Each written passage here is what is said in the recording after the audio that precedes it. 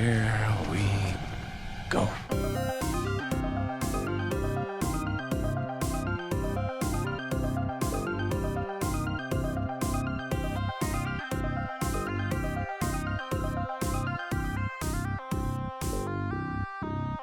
Do you not wash your clothes after buying them before wearing them? So in most cases I do, because Dana's like a stickler about that. Well, good for her. But I got this and I actually delivered hers to her, so I was able to take mine before. So I was able to get mine before she It's a could throw it in the brilliant washer. strategy. Yeah, well, minus it smells brand new now. Yeah. Still. Yeah, that's it. No, that's Luke. Do you? Sorry, Tyler, don't sniff your sweatshirt. I just sneezed right before we went live, so I apologize. Oh no, you're good. What's up, fanboys and fangirls? Welcome back to another episode of the What the Fanboy Show. We are live. It is January 24th. How are we almost through January already? I don't know. No idea. I can't wait. Time is flying. Tyler, why don't you go ahead and lead us off with what you did this week? All right. Well, I have some reviews to get through, and there's one that Brett and I share, so I will wait. First thing I did, I'll say big thing, is I played about 3.5 hours of Rainbow Six Extraction. And, I was a little nervous because a lot of the talk online was that this was kind of a mess and it didn't really work, and I got on and it works seamlessly. It's a ton of fun to play. It's a really different and refreshing idea. It's a nice spin on the horde mode type thing. It's an objective based 3-tiered level system that just works. It works so incredibly well. And like Rainbow Six Siege, what's been so good about it is the gunplay. Well, they were like, okay, well, how can we take this gunplay and make it easier for people to not feel like they're being bullied by a terrible community? Make a game like this. And honestly, I give this a fanboy worthy. I think if you like shooters, I think if you like tactical shooters, this isn't a run and gun game. And I think that's what makes it fun, is you really do have to think about the moves you're making, how you and your teammates communicate and interact with each other. It's a lot of fun. I was very pleasantly surprised by how good it was. It's so interesting. I can't wait to play more of it, because one of the coolest, and this is why, one of the coolest mechanics in the game is if your operator you're using dies in the mission, you have to send another operator back in. You have to run that mission again with another operator to go back in and save him. And so it's really cool. Like, you can run out of operators. So if you're just bad at this game, that's terrifying. You can effectively be locked out of it. That would be for me. A period of time. But I would do that. It's really cool, man. I was very surprised by it. It's teams of 3. I played with Lepke, or Game Lord Master, in the chat usually. And we had a blast. I mean, we keep texting like, hey, when are we playing more of this? When are we playing more of this? Like, it's a really good time. So how does it compare to like kind of the last horde mode co-op game that we played together was Back 4 Blood? How does it? I know it's pretty linear. Back 4 Blood is pretty linear. I don't know if this is that way. It feels that way. There's definitely similarities. I think Back 4 Blood is a lot more like run and gun, kind of carnage and chaos. Whereas this, you can do a whole mission without alerting the aliens. Like, you can work your way through stealthily. Yeah. It's a lot more tactical than Back 4 Blood. And it's a lot more bite-sized than Back 4 Blood. Like, Back 4 Blood is a long, like, you sit down and you're playing for a long session. Yeah. This, you can get in and out. You can extract from the mission at any point. And you lose your experience if you die at the end. So, like, if you don't extract successfully. Pressure. So think Dark Zone in the Division. Yeesh. Like, every reward and thing you accomplish, you lose it if you don't extract. Yeah. So if you don't get out, you lose all your progress. It's really cool. The penalties aren't super bad, but I mean, there's definitely, you get penalized for not completing it. You definitely feel it. Yeah, and you lose your favorite characters if they get hurt too much, which kind of sucks. Yeah. But no, it's a ton of fun. I give it a fanboy worthy. Definitely worth checking out. If you're into shooters and horde modes and zombie modes and Rainbow Six.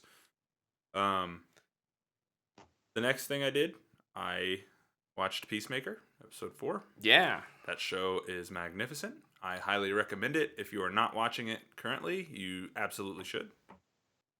Because it's funny, heartfelt, and it's just bonkers, man. I think we mentioned this last week, or maybe it was 2 weeks ago, but like the ability, it had to be last week. The ability for this show to hit me with the kind of comedy that it does, but at the same time tackle like extremely important issues and make me sympathetic towards a character like Peacemaker, who's just like the biggest arsehole. Yeah, he's a giant D-bag. like in giving him character growth. There was another show that had a There was fourth another episode. show, yeah, that had a 4th episode. We'll talk about Book of Boba Fett. I watched this one as well. This show sucks. Luke said something last week, and now I can't stop thinking about it. And he said it looks like Spy Kids. And this episode was the most Spy Kids garbage I've ever seen since Spy Kids. And spoiler alert, I guess, if you know where to buy muscle line is indicative of them having met. I guess I just don't understand, like, why does Finnick have to speak in riddles if they both know Mando? Oh, because it's a reveal for the audience. It's just, I don't know. Like, it's just really... It's great writing. Yeah. Luke's shaking his head for our audio listeners. Yeah, it's... This is... Like, my fear with Robert Rodriguez, it's all happening. It's all happening. Like, he had a cool episode in Mandalorian that I remember explicitly stating it looked weird. Like, it just visually didn't look right. This show has visually looked strange to me after the 2nd episode. Just doesn't look right. I don't know what it is about it. I don't even know if he directed this week's episode. He didn't. Well, is he like the EP or something on it? What is happening? Oh yeah, he's definitely he's a producer on it. Well, I don't know. I am not excited for this show moving forward. This was a huge kind of, I don't know. I didn't like Detractor. it. Yeah, it just really threw me off. This was the episode for me that made me realize that I don't particularly care about this show. And that's okay. Like, not everything in Star Wars has to be made for me. But I guess I just don't get it. I don't get what the appeal is here. Dude, there's people that loved this episode. They're like, this is the best episode yet. And I'm just... You take out the seismic charge and ask them again. Yeah, probably. They just like it because of a meme. Probably like half of them. I know people probably do like it, but... It's just... And I didn't hate it. I just thought it wasn't that good. Yeah. Man, we talked about it last week, how, like... All right, it seems like they had, like, a real nice, hard, clean... I mean, I say nice. I didn't particularly think it was well done, but, like, a clean... All right, now we're ready to talk about the current day. We're done with flashbacks. And, like, this whole episode was another flashback. Ugh! And the other thing, too, and this is just me, and I know, Luke, you just explained the timelines to me. This show time hops so much with not a lot of, like, and look, I don't need it spoon-fed to me, but I'd like a little indication of where I am from time to time, other than just, like, something passing the frame. It's starting to remind me of The Witcher with how much we're jumping. Everything's moving around so fast. Like, he gets his ship, right? And then I remember him taking his ship to meet Mando. But then the episode ends. I don't know. The only real obvious that if he's wearing his armor or not. Yeah. Like, that's what I look for, because again, like the mech person that they go to visit to have Finnick fix, like, that felt like modern day stuff because of the characters that were introduced in the previous episode, but it wasn't. It was past stuff. And I know that the timeline, it's not like they're that far away. It's not like we're 100 years separated. But it is. I think it's poorly edited. And I think that they're hiding a really weak story behind flashbacks of we're gonna explain how Boba Fett gets back all of his stuff. It's the same thing with the Han Solo movie. I was waiting for you to say It's it. Wikipedia, and we gotta make sure he gets his ship back. We gotta make sure he gets his armor back. Yeah. We need to explain this and this and this. And the most interesting, the thing that the show sold me on in previews was that, hey, this is about Boba Fett becoming a crime boss, or what do they call it? A daimyo. And that's maybe 10%. There's not a real story there. It's a concept that, maybe they'll flesh out in the future, but that's not what the show is. And that's fine, but don't try and market it then that way. Yeah, or you'll end up like the people who made Yesterday. No, Luke, when we're done recording... Is Ana de Armas showing up in Boba? She wasn't in the trailer, so I can't sue, but... no, Luke, when we're done recording, I want to ask more questions about the timelines and stuff, so we'll talk about it. We'll keep moving. Okay. Yeah. Hold on. I've not talked about this episode yet. Oh, okay, yeah. Go crazy. Tell us it's timeline the best Star stuff, Wars sure. content. Visually, sure. I'll agree with that stuff. The biggest problem with this show, though, is that it's boring. I would agree It with has that. boring characters. It has boring fight scenes. I would agree with that. It has boring plot. There's Finish. nothing interesting in the show. The most interesting thing was all the Tusken stuff, and that's done. I was gonna say It only took one episode. the slow that. paceness of the Tusken stuff worked, and it's because there were interesting characters making interesting decisions, and instead now we get silly kitchen fight scenes with Knives. robot chefs. And knives. Like actual knives. And Finnick doesn't know how to hold a gun. And that really bothered me a lot. It's her signature way. I don't know. But like me and Logan have talked about this. Disney doesn't allow any of their characters to be portrayed as bad. Yeah. Like Any of them even that in are like popular. all the animated movies that came out this year, there's not a villain ever. It's an and- interesting move, especially in I'm trying to think of like all the Disney movies, and you're right. yeah. They in really don't Boba have one. Fett, he's not a bounty hunter. He's not a crime lord, and he's like trying to do good stuff. And I'm not saying you can't do that with the character, but if you do that, you need to have past knowledge of Boba Fett. And there's nothing on Boba. We saw him talk in Empire Strikes Back for a bit and fly off, and then we saw his meme death in Return of the Jedi. And then in the show, we're just supposed to it's a lot of the knowledge we have of him is based on this is the cool Boba Fett looking character. Yeah.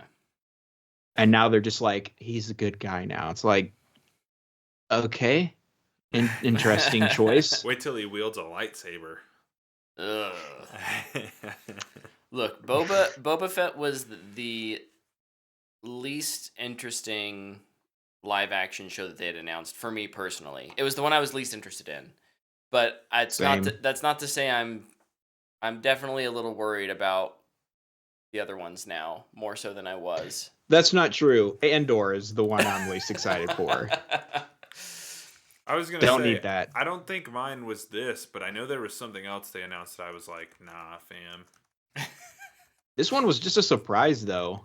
Yeah, because it was a post. It's just at the end of Mandalorian 2, they're like, and Book of Boba Fett's coming. Everybody's like, oh, so when's Mandalorian season 3 coming out? Oh, Yeah. in 2 years. Great. Okay. Bummer. That's the big thing. I think We're getting this instead of Mando season 3. and that's kind of unforgivable in my mind. I think a lot of like this B plot stuff they're doing could have been done in a season 3 of Mandalorian if they really wanted to do it this way. Giving him and the thing that pisses me off the most is these episodes are longer than most of the Mandalorian episodes. I'm like, you're not giving me anything more. Like, you're just wasting my time. Yeah.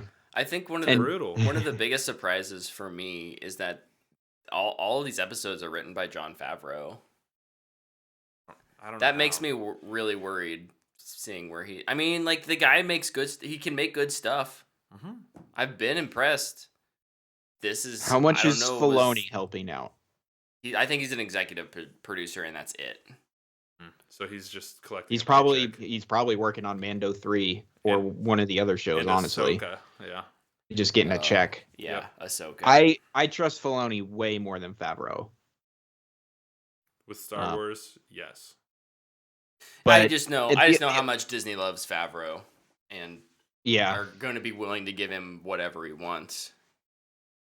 So, I mean, I'm so confident in that fact that one of my predictions this year was that episode 10 was going to be executive produced by Favreau, directed by Filoni. Would be the announcement. Like, now I'm terror. I don't want that to happen anymore. I'll take the L on that.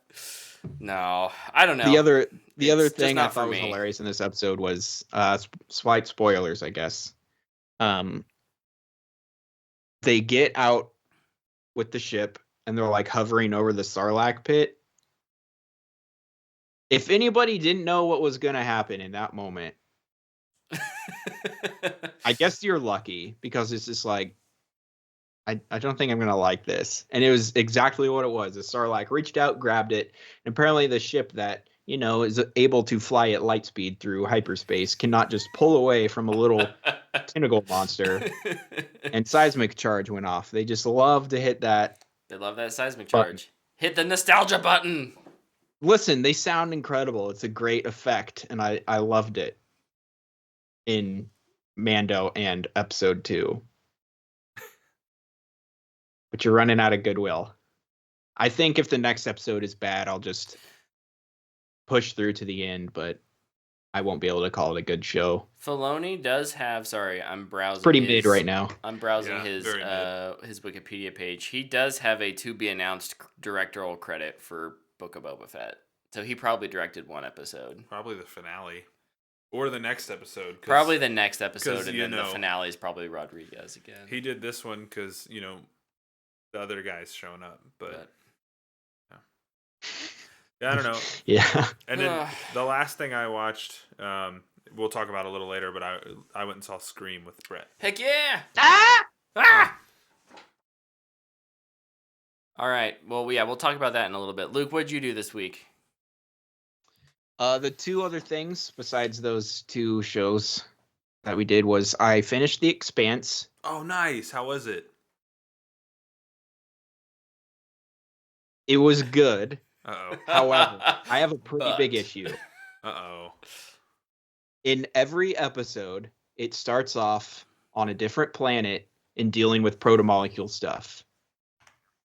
And I'm pretty sure Amazon is just trying to set up another show.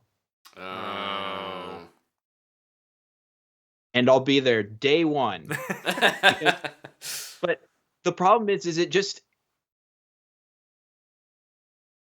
it interrupts so much of this Civil War story that's going on. Yeah. And the stuff on this other planet is so interesting as well. But it's just like the whole time I was like, man, where's this season going to end? I know this is the series is coming to an end at these end of these episodes. And then the episode ended and I was like, oh, they're teasing something else. Okay, I guess we'll find out what happens. But Post-credit scene after the finale. A new show called The Expanse 2. hey, if they just wanted us to do The Expanse Laconia and it takes place on that planet through the rings, then I'm good. But as for the actual plot line and storyline, really good, fantastic stuff. Watch The Expanse on Prime Video. It's one of the best shows.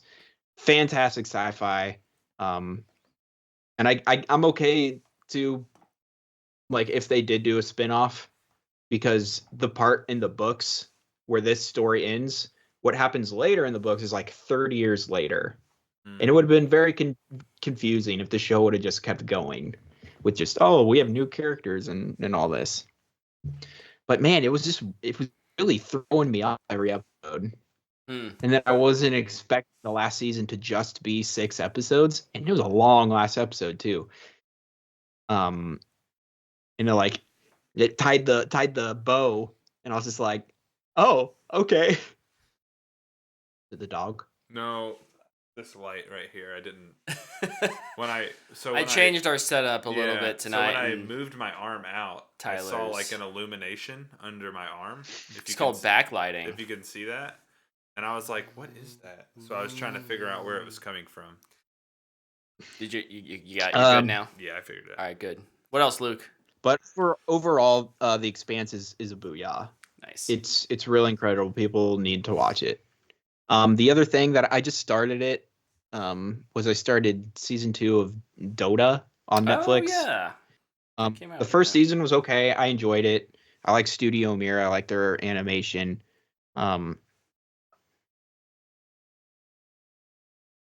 Netflix needs to add a previously on. I started the second season and I was just like, I have no idea what happened. I don't remember. It was a whole year ago, and it's like 6 or 7 episodes. And I watched the first episode, and then before I watched the second episode, I went to YouTube to watch a recap.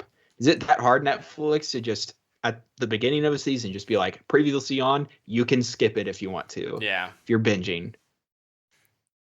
Nobody would complain, and heck, maybe more jobs for other people. At the same time, there's shows like Peacemaker where it's like at the beginning of every episode there's a recap, and I'm like, I don't need it. But Yeah. I guess And for that's some even people, if it's weekly, I'm okay with that. yeah. And sometimes I'll even just watch it because a lot of times they'll be like, "This happened. Remember that?" And typically it's like, it's oh, that's foreshadowing. It's like, hey, remember this thing? That was foreshadowing for something that's happening this week. Yeah. But man, that's something Netflix needs to add. 2 episodes in though, and it's been fine so far. I might actually put it on pause and watch The Legend of Vox Machina or Mechanica or whatever on Machinima? Amazon Prime. I don't know. I think it's the Critical Role animated show. Oh, nice. Dude, that's getting great Um, reviews. Yeah. The last thing I did was I watched a ton of football this weekend. It was Dude. freaking awesome. There's a lot of good football this This weekend. was the best weekend of football I've ever seen. That game last night was the best football game. It's up there. It's a top 2 football game I've ever watched. I don't know if it's 1 or 2 yet, but it's harkened me back to the Texas USC national championship game all those years ago. Like, it was just incredible. You hate to see it. We saw it 4 years ago for the Chiefs losing in overtime that way. You hate it for the Bills. But I mean, that's the rule, and that's how it goes. And sometimes it goes your way, and sometimes it doesn't. And I know the Bills are pretty upset about they didn't get to see Josh Allen hold the ball in overtime, and I'm totally with you. I still think there should be a rule change, even with our win. Yeah. One And possession the each. Chiefs, after that happened to them in 2019, they proposed a rule change, and everybody turned it down, including the Bills, I might add. So Yep, they did. It just hurts a little more when it happens to you. Yep. But man, I texted Tyler last night before overtime. And I just said, I'm dying. Yeah, it was. I don't get stressed out about sports a whole lot, but man, when it's good, it's good. And that was a fun game. That was just a fun weekend. Every game was super entertaining. Yeah. Lots of upsets. That's always fun. Yeah. There's only one. I went 3 for 4. I would have done pretty good in betting. Hey. Get this man to a casino. I picked the Bucks over the Rams. Dude, it's so hard to bet against Tom Brady. It is. It's so hard to bet against that guy. That's so true. All right. Well, I also watched football. I did too. I don't know. I didn't mention it because I watch it every weekend. Yeah. It's kind of the assumption, but we just assume because you're the sports guy. yeah. But this is playoff football, baby. And then I actually watched 2 movies from 2021. They were on my backlog. I forgot to mention I watched a movie too. Go ahead. But they're ones I was kind of hyped to see that I just didn't get around to seeing, and they both are on HBO Max now. The first one is Nobody. This is the kind of feels like John Wick, but let's put an even grislier, older character with a Bob. family in there, and yeah, and it's a ton of fun. It's R-rated, it's gruesome, it's gory, but at the same time, like it's just fun to watch the fights. They're well choreographed, they're well shot. I wouldn't say there's much to the story beyond that. Like it's pretty simple, but that it knows what it is. And Tyler and I will talk about this in a little bit. But a movie that knows what it is, that's good. Yeah. That's good. That you've won half the battle if you understand what your movie is. Yeah, decent acting. I wouldn't say anything was fantastic. Remarkable. It wasn't nothing that's award winning, but that's okay. It knows what it is. I'm gonna give it a fanboy worthy. Nice. Definitely recommend it if you're into the big action, lots of fights. The Liam Neeson The genre. John Wick formula. Or the Liam Neeson Or genre, yeah. Yeah, honestly, better than any of the Liam Neeson movies that came out. And I think it's on par. It's maybe it probably didn't have as much money, so like step below John Wick in terms of like, yeah, we're not going outside of Seattle or wherever they're at, but yeah. The other movie I watched was Ridley Scott's The Last Duel. Oh, nice. Did you use your phone during it? You know what? I didn't. I failed. I should have watched it on my phone. Like this. No, Like, I just meant, did you use your phone while you were oh, watching it? was I somewhat distracted? I mean, I wasn't home, so I was slightly more distracted. But it is a long movie. That may be like my biggest con is that It's like 2 hours and 50 minutes. it's a little slow paced. It's like 2.5. Oh, that's not bad. It's not terrible, but I think the story is really well written. I think the acting is all really well done. I think a lot of times when we think about acting, we think about an actor putting on a performance. The actors and actresses in this, if you're not familiar, like it's kind of he said, she said, he said scenario. So like you see the same event from like 3 different angles. So like the first half is essentially you're seeing the story unfold from Matt Damon's perspective, and then the the next fourth of a movie, a little less maybe, is from Adam Driver's perspective, and then the last one is from the girl's perspective. Shoot, what's her name? Jodie Comer. Jodie Comer's perspective, and then there's the finale, and all of the so it's not just acting a character, it's acting 3 different people's perceptions of a character, and the like minute little differences that they portray are so well done. I can understand why this movie didn't do well, and I can understand why some people might not like it, but I honestly think it's a really technically well done movie. Ridley Scott knows how to direct action. There's some great battle scenes in this. It's easy to follow. He does scale better than almost anyone too, in terms of like, let's throw a bunch of people on screen and make it easily understandable. It's like there's crowds in this that you just don't see in other movies. Like watching Netflix's The King, you're like, oh, like yeah, there's like they hired like 20 or 30 extras here. And then this is like, there's like 400 people here in the scene. And like, there doesn't need to be. And I don't know how many of them are digital, but it makes the world feel more alive because of it. Yeah. I like The King, by the way. It is. No, that's a great movie. It's a good movie. It's a fantastic movie. Don't get me wrong. But yeah, no, good acting. I think it's an interesting, a good story. I don't want to spoil anything, but fun fights, big battles, and small intimate. There's a duel between between 2 people, and it's really well done. I think Ridley Scott makes period pieces. Is that a euphemism? Really, really well. It's a duel and it's intimate, huh? And it's an intimate duel. Is it a sword fight? They may use swords. A euphemism?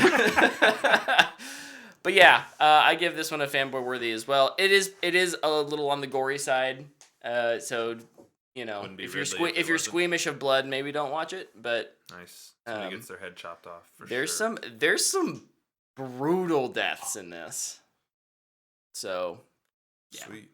Yeah. Well, before you say your next one, I forgot to mention a movie I watched this Oh, week. well, I'm done, so you just go ahead.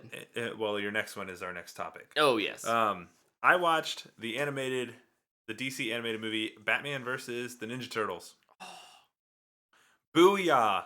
Watch this. It's incredible. The animation's a little weird at first, but once you get used to it, you kind of fall in love with it.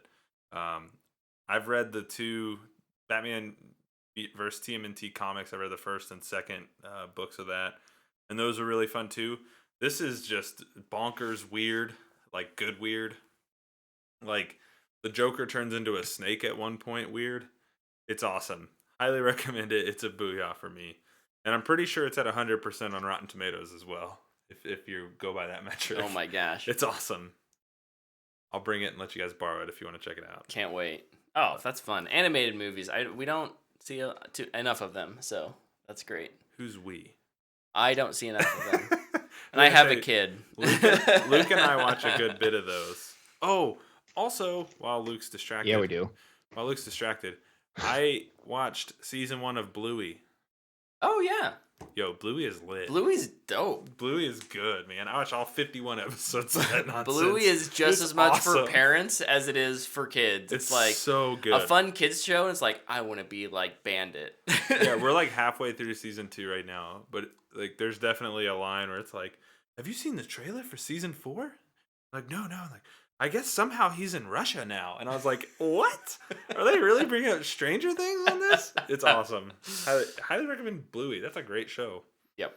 Great Disney Plus show. Okay. So, Tyler and I went and saw Scream. We did go see Scream.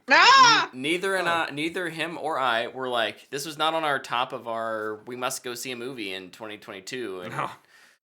list, but it was getting some good reviews, and we thought, Saturday afternoon, why not? Yeah. And I would say you might want to add it to your go see list. Yeah. This is good, man. Super good. It's like so good. So surprised. I have not seen a Scream since the original. Mm-hmm. Now Tyler is a little bit more of a Scream. Yeah, I've seen them all. It's been a while since I've watched any of them, but yeah, I've seen all of them. I like most of them. Yeah. I think Scream 2 is minus one reveal in that movie is one of the best horror slasher movies ever made. Man, this you mentioned it earlier. This is a movie that knows exactly what it is. Yeah. And it really harkens back to what Scream started as. This really captures that magic again. It's also, and this is bait for Luke. It is directed by the pair that did Ready or Not. So if you liked Ready or Not, this one might surprise you. Yeah. Good movie. Add this one in. They're 2 for 2. This is a really good movie. And without, I'll let Brett take it away here in a second, but I have to get this in. Shout out to Ryan Johnson for being a good sport. You've earned some of my my love for your part in this movie. Look at Luke. He's in it? Not physically, no. He's a part of it. He gets a thank you in the credits. He does. He does get a special thanks. Yeah. He's very much a centerpiece as part of the plot of this movie. Yeah. And the underwhelming theme in this movie is toxic fandom. It's really cool. It's very, very cool, and it's very well done. I thought all of the performances are really good, except for maybe one. And I didn't expect her to be great anyways. So she was fine. That's Melissa Barrera. She's the star of the movie. She's like the lead, but yeah, she's easily the worst actress in the movie, which is okay. I mean, she's still not bad, but everybody else is just so. I mean, good most of around her character is like standing there trying to figure out what's going on. Yeah. So she's not really given a whole lot as far as like nuance goes. Yeah. Early on, she is, and I think she does a really good job. Well, yeah. But as the movie unfolds, you're like, oh, okay, well, she's fine. Yeah. No, and these kind of movies, and this movie, Scream is super meta about Scream. Yes. Stab. Yeah, stab.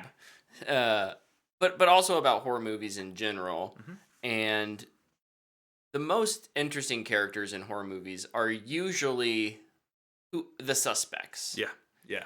Not all the time, but especially in this one, I think if it's a whodunit, you gotta, yeah, her character could have stolen the show, but that's not typical. Yeah, that's not what this is. And so I wasn't really expecting, some sort of amazing. Yeah, and I should add, she's not the worst of like the main core group. Of the main core group she is. She's better than almost all of the legacy characters. Oh yeah. Yeah. So that's a huge bonus. But the legacy characters are just kind of there. They're just kind of there. Yeah. Dewey's good. Dewey's good. Dewey's really good. I thought Gail was pretty decent. She was okay. She didn't do much. And but Cindy was just, yeah. Yeah. She was there. She was there. She got a check. Look. Nev. I think the movie, again, it's super meta, so you have to be careful about how you talk about things without revealing stuff. But like it takes bringing back legacy characters very seriously. Yes. And how they're treated it's very intentional. Mm-hmm. And so for the most part, I think it works because of the story. And I had a blast with it. Man, it was one of those things where I didn't expect it to be as... I guess I just forgot how funny Scream was. Yeah. And maybe they got funnier over time, but the movie had jokes that hit. It had gruesome deaths. Dude, this is the goriest Scream. Awesome kills. Yeah. Heroic fights and deaths that made you like, oh no. Yeah, there's characters you're rooting for throughout. There's So- also characters you think early on and you're like, man, I'm gonna hate this character.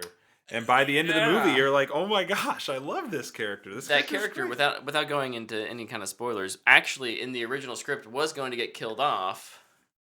But they liked him? And they liked him, so they kept him around longer That's awesome. because of how much they liked him during filming. Early on I was Or like... her. Or her, yes. Early on I was like, I kind of hate this person. I do not think I'm going to like this person very much. And then like halfway through the movie, I'm like, you know what? I kind of like this person. Yeah. A lot. I'm kind of rooting for him. They do a good job too with like, again, like who could be the murderer, Yeah. and who isn't, and like they up until the last 2 minutes of the movie they have you guessing. Yeah. So like they do a really good job of keeping that under wraps. There's a lot of really small details and like throwaway lines that are had that give you enough to be like, maybe. I kind of want to rewatch it. I kind of want I to go do back too. and I do like too. see if I can pick up on things. Yeah, because like early on, there's a character who has something on their costuming, Mhm. and I was like, yes, definitely that person. And then that person got killed, and I was like, crap, it's not that person. This is good. This is great. I really enjoyed it. I would definitely watch it again. It's one I would probably purchase to watch again. But you did mention like they keep you guessing all the way to the end. They give you reason to believe it could be any character in the whole movie. It's just a really, really well made slasher film. Yeah. It's nice to have it back. Yep. And Because the Halloween reboots they don't hit like this does, I'd say. yeah. And like you said, it knows what it is. Yes. In the fact that it kind of does follow that reboot sequel formula. A requel? A requel. Or a rebootquel? But like Lines from the movie. those are lines from the movie. Like they're talking about that kind of stuff. They understand, and so it works. In kind of in the meta of the film. But yeah, I'll give it a fanboy worthy. I really, really enjoyed it. I'm not huge on slashers, and this one was a lot of fun. So I would also go to fanboy worthy. I think if you like Scream, this is a very, very, very well done, like harkening back to what made Scream great. And great performances. What makes these movies great, and this one is, I think, one of the better at this, when the reveal happens, it's all about the performance after the reveal. and the performance after the reveals, specifically from one of the characters, is really, really, really good. I won't spoil who, obviously, but very good. Can't wait to see if they make another one. Surely they'll make another one. Surely, right? I hope so. Especially if they're going to come back and direct. But, yeah, nope, Scream. Fanboy worthy for me. Marvel or DC is gonna grab him. Hopefully. I bet yeah, man. one of those two guys, it's possible. I don't know. Yeah, who knows? Or maybe they'll do it John Wick style, and one of them will go to direct Deadpool, and the other one will keep they'd have making to sequels. That's the thing. I think they'd have to find the right property. Yeah. Because I think they're both in, like, it seems like with what they've chosen and the movies they've made, it seems like they're more interested in the intense stuff. They like comedy too. Yeah, like Ready or Not is funny. Yeah, and this movie is hilarious. Yeah. You know, if I'm gonna let's throw spaghetti at a wall and see what sticks. I think there's been a lot of talk about a Booster Gold show or movie. I think these guys could do that. It could be fun. Booster Gold trying to figure out what happened because Justice League Dark. We give a different director because they can still do every single week. Every week we give a different director Justice League Dark. I'd be okay. One of with the that. times we'll get right. Freaking make it already. Hey, who? They could direct Zatanna. If Emma Fennell's gonna do it, so she's writing it for sure. But what if she doesn't direct? They could do it. She's gonna direct. Who knows? She could not. They're gonna do it, and they're gonna get Samara Weaving to join. Oh my gosh, could be amazing. All right, let's move over into our trailer reactions. There were a ton of trailers that came out this week.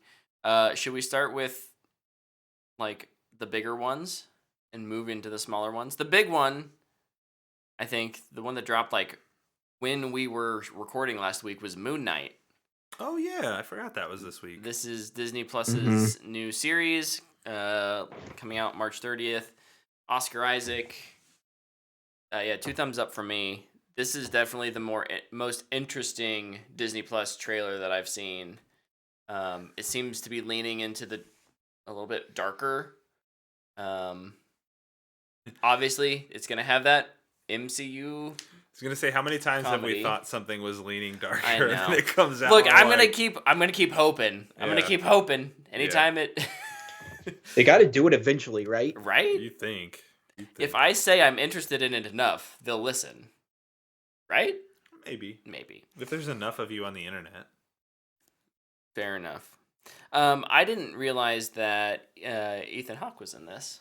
Oh, you didn't? No. Yeah, I don't know why. I just all of a sudden he popped up. I was like, oh, He's the baddie. I like it. He's the baddie.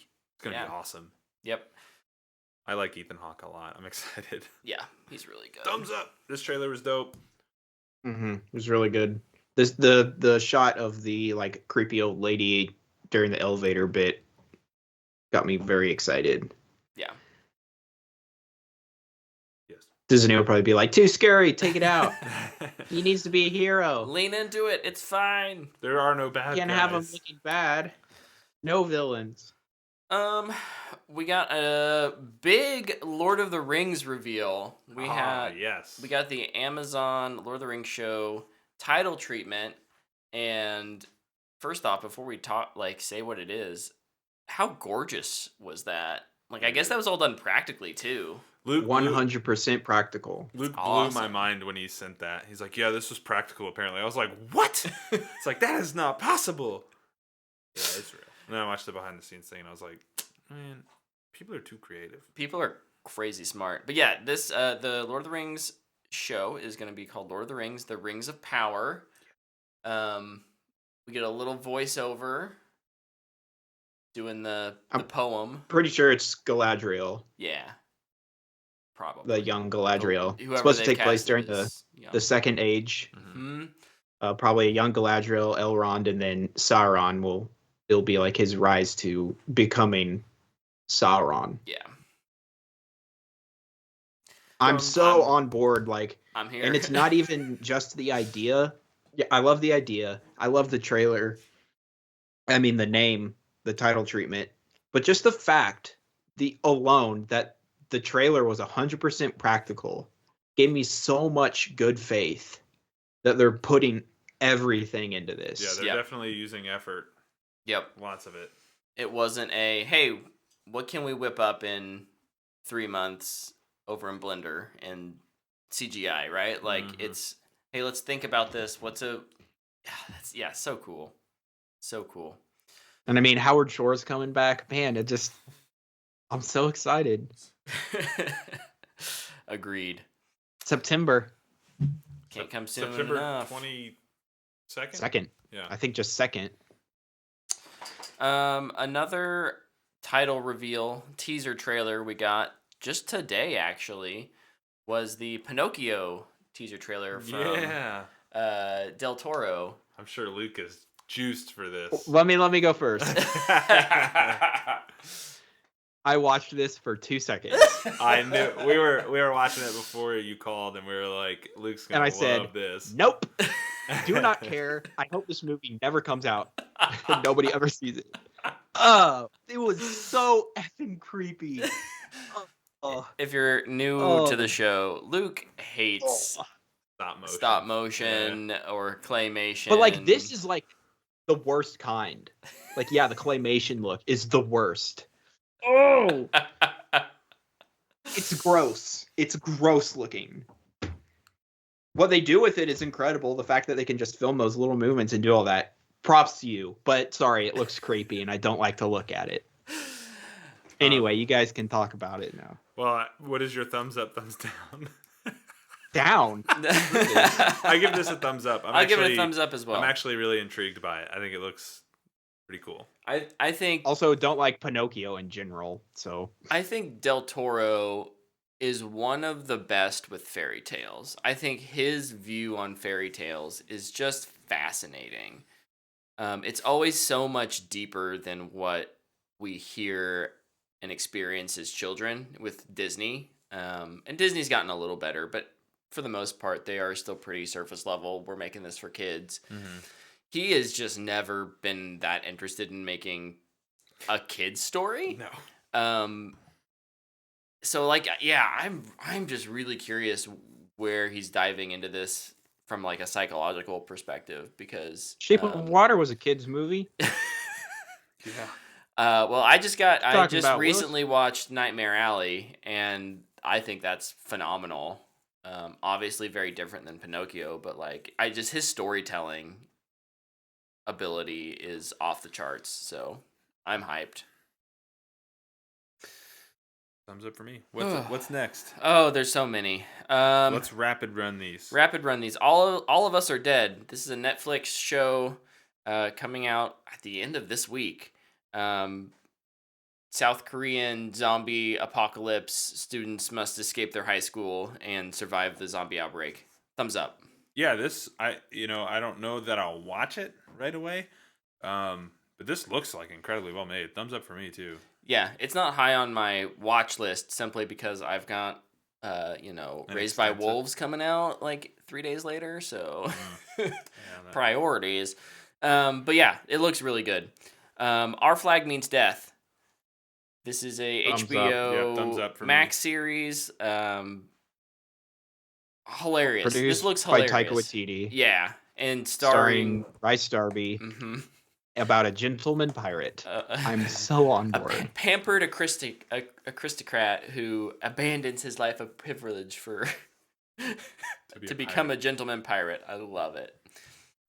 Murderville. Oh, thumbs up. Luke, I don't know if I didn't send this to you. I didn't watch the trailer because I already knew what the show was about. So I'm just gonna give it a thumbs up. Yeah, so this is what Will Arnett is a detective named Terry Seattle who partners each episode he partners up with a different celebrity who very loosely knows like what's going on but does not have a script. Yeah. And so it's just improv and ad lib their way through kind of a loosely written episode. Like they kind of know where it's going, but like the point is, can the celebrity Get through the figure out who the murderer is? Yeah. Solve this murder. This looks hilarious. one of the celebrities is Marshawn Lynch. And the one that made me laugh the most, I think, in the trailer was the Conan one. Oh my gosh. I love when actors break character. Like, I think that makes, like, for, like, SNL. Yeah. Like, it makes SNL funnier when characters can't keep a straight face. This looks like it's just loaded with that, and I just cannot wait. That comes out here pretty quick. February 3. Yeah.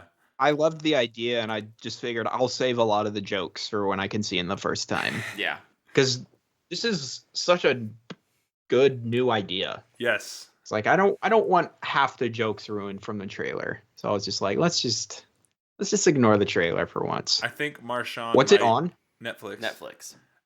I think Marshawn might run Samuel L. for the MFers. Oh gosh. Number. Yeah, his episode is gonna be full of swearing. Yeah. It's pretty for awesome. sure. Then we had a couple Apple TV Plus trailers drop. Suspicion. This is the story of 4 ordinary Brits are accused of kidnapping the son of a... I just copied this because I didn't know how to explain it. Prominent U.S. media mogul. They essentially have to prove themselves innocent. I think this looks really good. Apple has, if nothing else, proven that they're aiming for like a quality bar that's above and beyond anything else. I think they're the new HBO of content.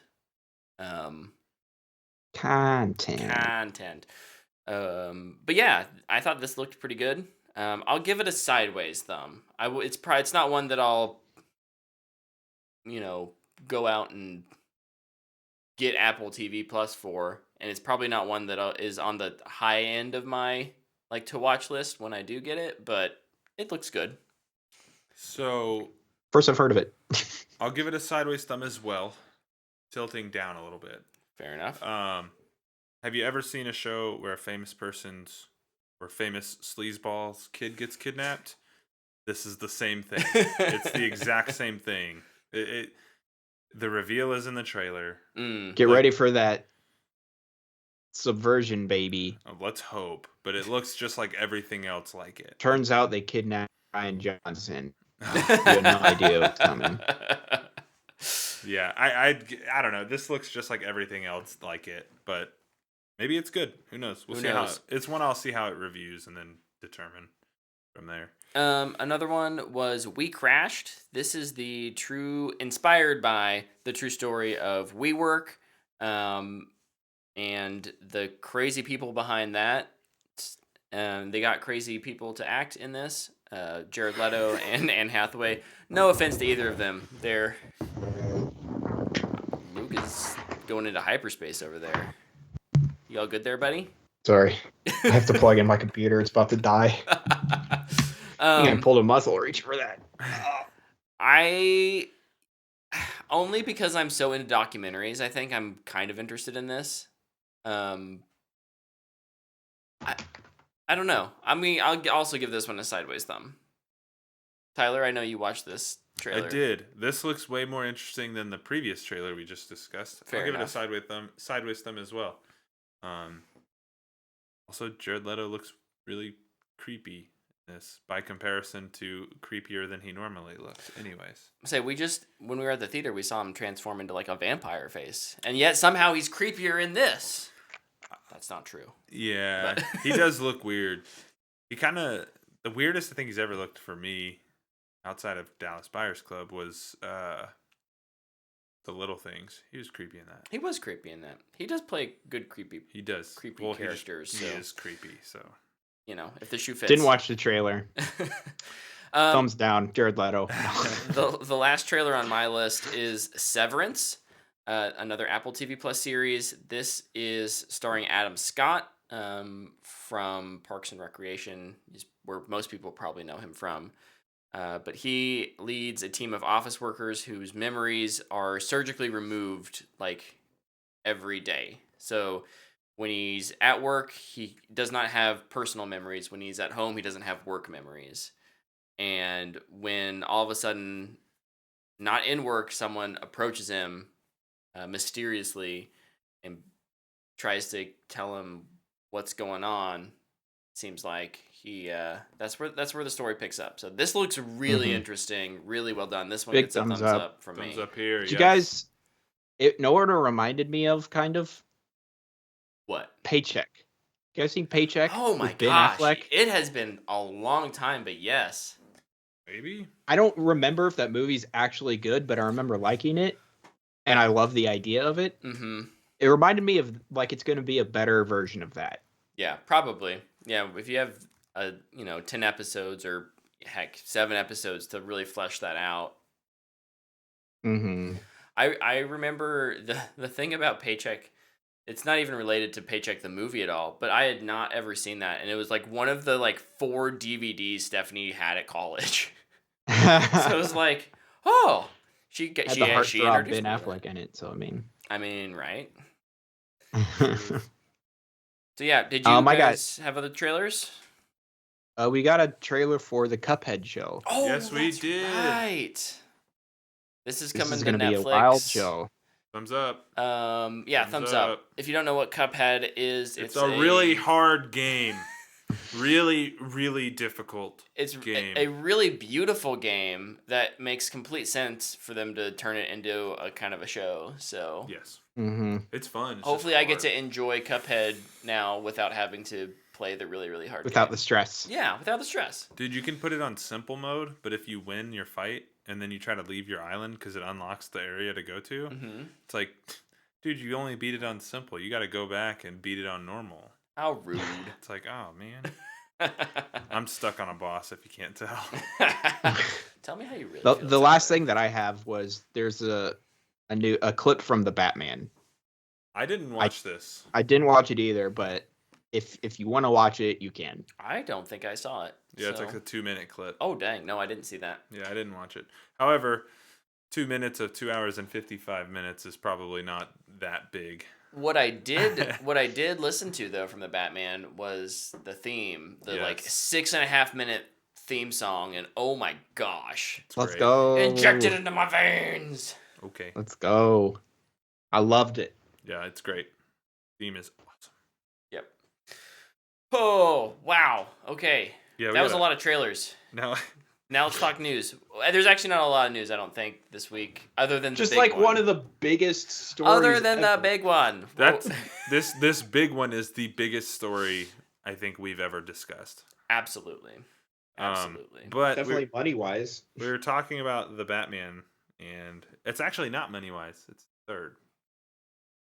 What was bigger? Fox and Fox, Disney, and then Warner. yes, when AT&T To bought AT&T? Warner, yeah, those two were the only bigger media transactions ever. The Batman, Biggest video game one. yes, the Batman runtime, 2 hours and 55 minutes. That's crazy. I love this, Hopefully, I'll love it. Longer movie does not mean it's a better movie. but more Batman is okay with me. I mean, I'm not going to complain. I'm just throwing that out there. More is not always better. It's just, for all those WB haters who are like, oh, they cut too much of the movie. Like, It's true. well, they're willing to make a 3-hour movie if your movie's good. Good. I see what you did there. I guess it has so little impact because No Way Home was 240-ish probably, and it was amazing. Yeah. Then you have Eternals, which was 240-ish, and I thought it was bad. That movie sucks. And then you have Snyder Cut, which is 4 hours, which was fine in my opinion. I just thought it was okay. It's got moments. I definitely don't think I would have thought the Snyder Cut was as good had that been what released, though. Oh, yeah, I don't. Like, had It's- it's better because it's better than the original, Yeah. not because it's 4 hours. I would have sat through that and I would have been like, I have still to sat go through it. to It was the like bathroom. I could have cut out an hour of that. I'm not a professional editor, and I could have cut out an hour of that. Come on. Mm-hmm. But it's just runtime littles so much. What matters more is pacing, editing, Yeah. directing, lighting. But it is exciting. I will agree with Tyler. It is exciting that Yeah. executives have essentially signed off on the fact that like no, like we believe in this product enough that It can we'll be give 3 it hours a long. near 3-hour runtime. Mm-hmm. Yep. So that's really cool. I'm not gonna drink anything all day. I'm gonna go with that thing dehydrated. Dude, I did that for Endgame. Like, I didn't drink anything all day long. It was miserable. I'm just gonna bring a bottle. I'm just gonna. I saw it in a different country and there was an intermission. So We do need more intermissions in America. Yeah. I'm here for intermissions. What's Okay, next? so that movie's coming up, but 2 movies that aren't coming up, they got delayed, are the Mission Impossible movies. They did. 7 and 8 both got delayed. I'm a sad potato. 7 got delayed from September of this year to July of 2023, and 8 got delayed from July of 2023 to June of 2024. This just means I have more time to convince my wife to watch these movies. So She I'll hasn't take it. watched them? No, she refuses to watch those movies for Why? some reason. I don't know. Just make her watch like the last 3 or 4. She doesn't need to. I mean, 1's just- great. You don't need to watch 2. 3's fine. Although I don't remember his name. The dude from 1 is coming back. His like boss. Yeah. Kirkich. Yeah, Kirkich? that's right. Also, she's got to see Tom Cruise's hair on the motorcycle. No in one needs Mission to see Impossible that. 2. No one needs to see that. That's Look, if I had to go through that torture, she has to go through that torture. Dude, his hair is freaking fire in that movie. I don't. Anyways, yes, Tom those are Cruise. delayed. Look Tom at those Cruise can have locks. long What's hair, this but dude's apparently name? I can't. Wow. So Hey, but at heartbreaking. least No, I can't. At least your teeth are centered on your face. Kittredge. Good point. Kittredge. This is a good point. What else? What else we got news wise? Well, speaking of movies that are delayed, this one's not delayed yet. Black Panther 2 resumed filming last week. It has paused filming this week because of a COVID outbreak. I'm starting to think this movie is just never going to happen. Oh, it'll happen. I know. Just not for a while. It's just going to be a 2023 movie. It's ruining my 2022 prediction. Good. Screw your prediction. Ah.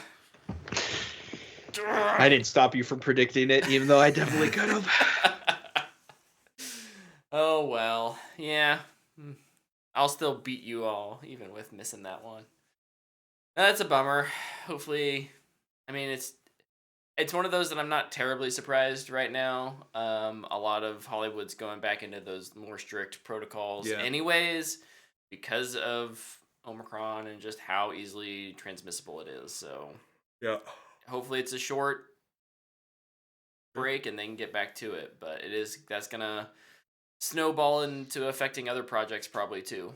Most actors, they have 3 or 4 weeks scheduled here, and then they're going over here. And so if one thing gets bumped, then all of a sudden they have to.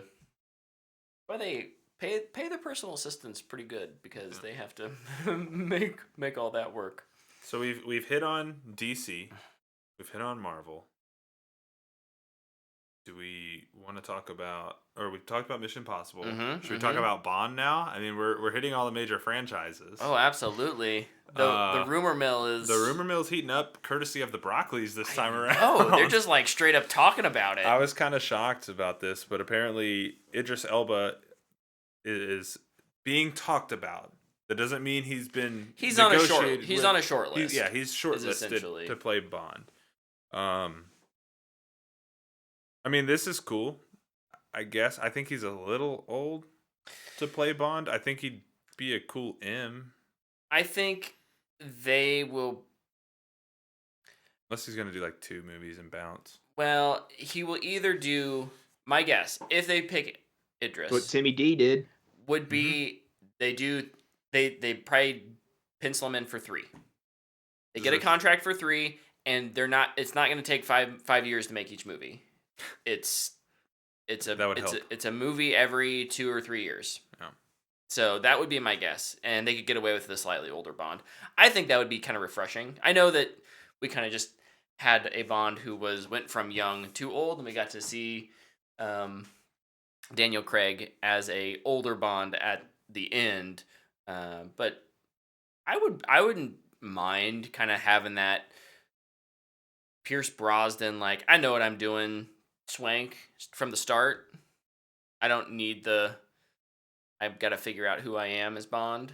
I just like the idea of actors figuring out who they are as Bond. Yeah. Like, Craig was just a dude. Nobody really knew who he was. Mm-hmm. So I thought that was cool. I don't know. Elba's cool. I like Idris Elba, but like, I don't know. Give some other no-name guy a shot. I'd be down for that too. Yep. I think, I mean, I'll always take a no-named guy getting his chance, starting off as Bond. But I'm also never going to say no to Idris Elba. Yeah, that's the other thing, right? It's like you can't. Yeah, he's He's good. an all-time actor. He's too good. Yeah. And he can actually be British, which is... He can actually speak in his normal accent. Yeah. I need to buy No Time to Die still. I'm waiting for a set. Me too. I was just about to say I that. have Well, a I already couple have of a them, 24 pack and I only need one to complete it now, so... Yeah, that's like one of those packs. It's like, well, can't really wait for Bond to end because it's never gonna end. Never. So you might as well buy it now. Yep. Mm-hmm. Yep. Okay. More movie or TV news, Tyler? I have one more TV news story. Hit me with it. Mary Elizabeth Winstead Yes. is joining the cast of Ahsoka in Yeah. an undisclosed role. I don't know enough about Ahsoka and her story to guess at who she might be, but I assume you guys probably have predictions. Well, look, if Filoni's writing and producing and directing it, it's probably some young Force user who doesn't know how to use the Force and has to be trained up because that's what he likes to do. No, I'm kidding. I don't know.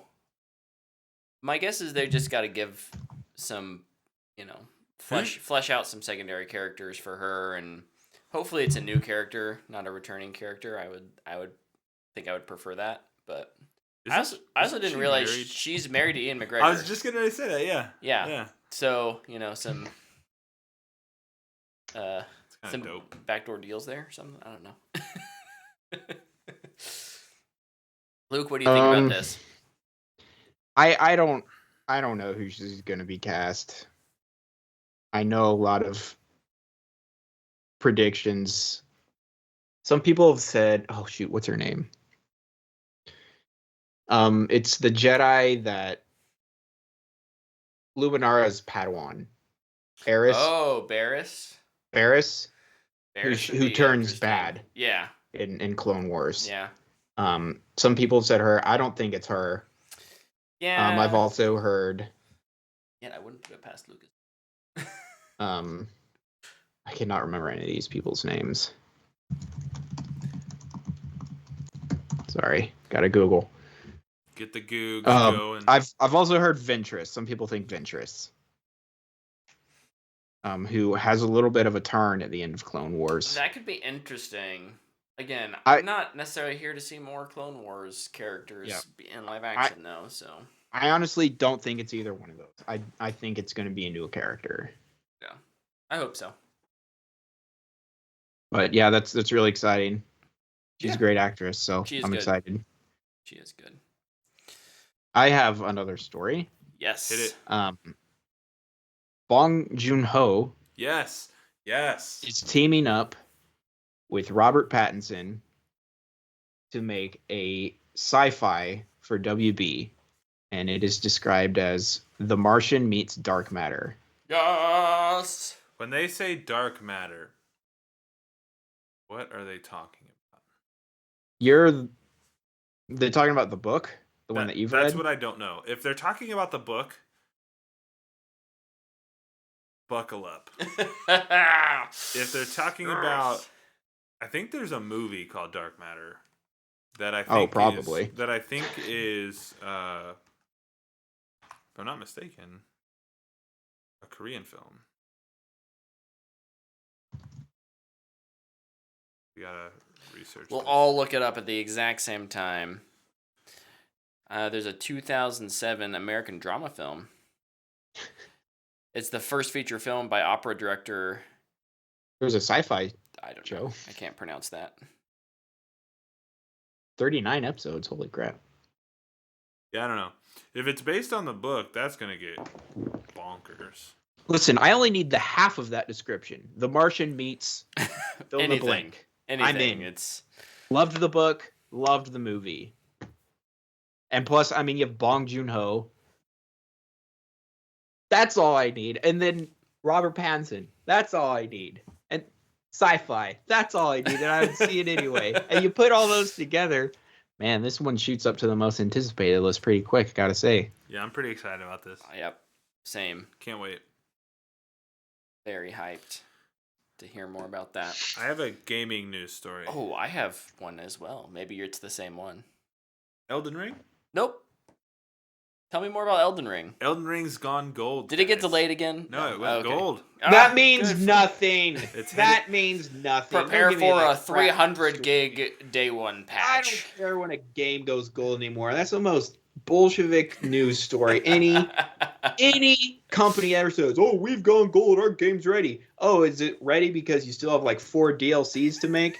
Game's done. You're not shipping it with co-op. You're not ready to ship it on the Xbox Series X. Don't give me that crap. Well, I don't care. playthroughs for people have already been done, and apparently it's really good. Awesome. And they've adjusted the difficulty to reward you for playing and make you feel better while still maintaining their challenge. I don't know what that means, but they've obviously been trying to listen to the feedback they've been getting and adjust accordingly. All that to say, They've realized they haven't got any of my monies. I'm kind of with Luke in this. I don't care. I'm not playing Elden Ring. So Yeah. I know people love Elden Ring. I know people are super excited. That's great, and I hope you guys enjoy it. I am not going to play this game.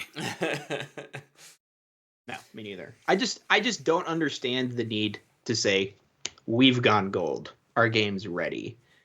Just getting you lined up and ready See for if they release criticism this when there's date. anything wrong with your game. Yeah.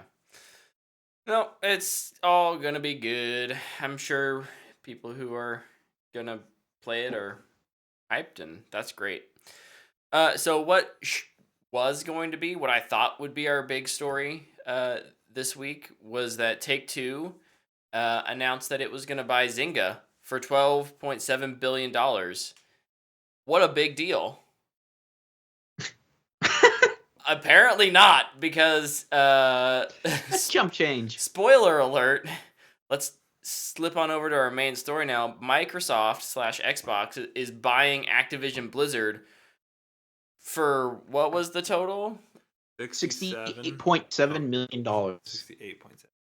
Billion. Ridiculous. Sorry, billion.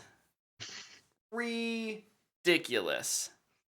Like Tyler said earlier, Easy money. this is the biggest, at least gaming, acquisition that's ever happened, and it's probably the biggest story that we're ever gonna talk. Not ever. But No, it might be. it may be the biggest, biggest story we talk about Ever on this podcast. So, this Wait till Canada buys America. this almost in my mind warranted like an emergency pod where we just all got together and recorded an episode really quick. For sure. Yeah, this is now Tuesday morning. What are you? Yeah, like right after our show. Yeah. Gosh dang it, last week. But we did. We restrained ourselves. Yeah, Let so- ourselves take a week to digest the information. And after that week, Tyler, how are you feeling? What are your thoughts? Initial thoughts.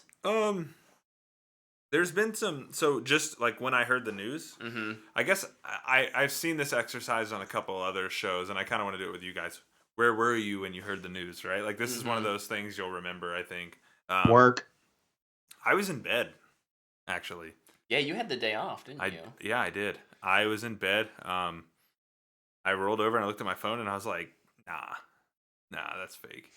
And I kind of kept scrolling, and I saw it again, and I was like, yo, Jason Schreier's talking about this. This is happening. My first response was like, wow, I can't believe this happened. I remember Phil talking about they were assessing their relationship with Activision and Blizzard moving forward, and I guess assessing that relationship meant we were going to buy it and fix it ourselves. It's pretty crazy. I just A lot of thoughts. Yeah, I was working from home that day, so I was up in my kitchen, laptop open, making coffee, and all of a sudden, like, I'm just scrolling on my phone through Twitter, and it's like, wait, what? No, no, and then like I finish making my coffee, sit down at the computer, start working, and I think I don't know if it was you or something buzzed, and I was like, actually happened, because Schreier had tweeted out like hey, this is probably happening. Yeah. I was like, Schreier's got inside knowledge, but like, really? Yeah, like this seems too... Like this seemed, and then boom, there it was. It all caught on Statement from fire. Microsoft, statement from Xbox, interviews going out. Holy cow. Luke, what was your immediate response? My immediate response was two things. First one was, geez Louise, that's a lot of money. Yeah. Just a ridiculous amount of money. The fact that even that much money exists is a crazy thought.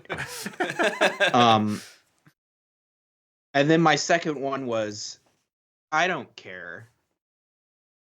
I don't play Activision games anymore. I haven't played an Activision game in forever. The last Activision game I guess I played was Destiny 2, but they bought out. They said, we want this to be ours, so they split up. Yeah. Thank goodness they did as well. Because I don't know. I don't care about Call of Duty, and that's the only thing they make right now. I'm sure Microsoft will resurrect some games. But am I going to play those? Maybe, because they'll be on Game Pass. I don't know. I just lost interest in it so fast, honestly. I understand it's a huge deal. I moved on pretty quick.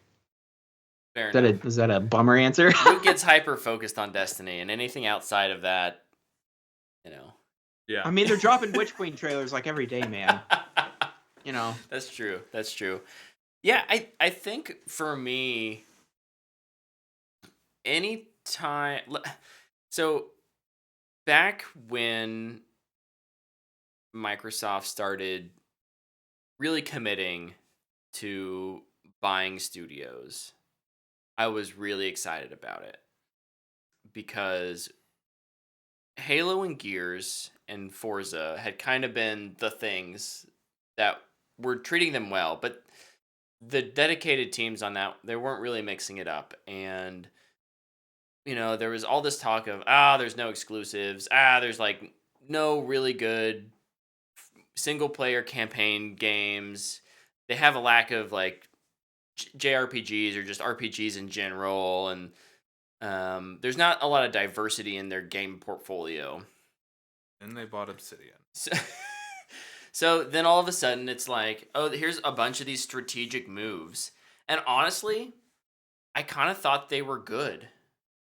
I don't know what this does for them like for them as a company in terms of building out what their product is outside of having a more core market on those big PC games, the World of Warcraft, isn't StarCraft? StarCraft one StarCraft, of them. yeah. Overwatch. And Overwatch. MLG. So there's obviously stuff there that's worth something to Microsoft. What I get, so there's so many thoughts. So sorry if this seems a little all over the place. Ramble. I get excited because I think what this is gonna do for the studios / employees that survive the merger. There's always layoffs. Yep. So that sucks. That's the bad part of this. They're almost guaranteed to happen.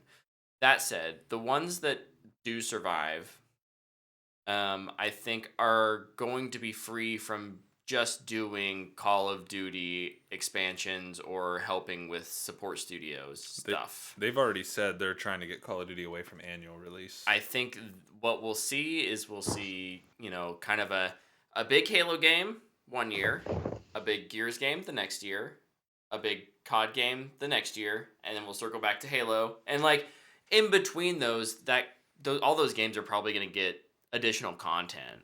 Well, they can actually be a game as a service for a while. That way, Yeah. which is the direction things are trending.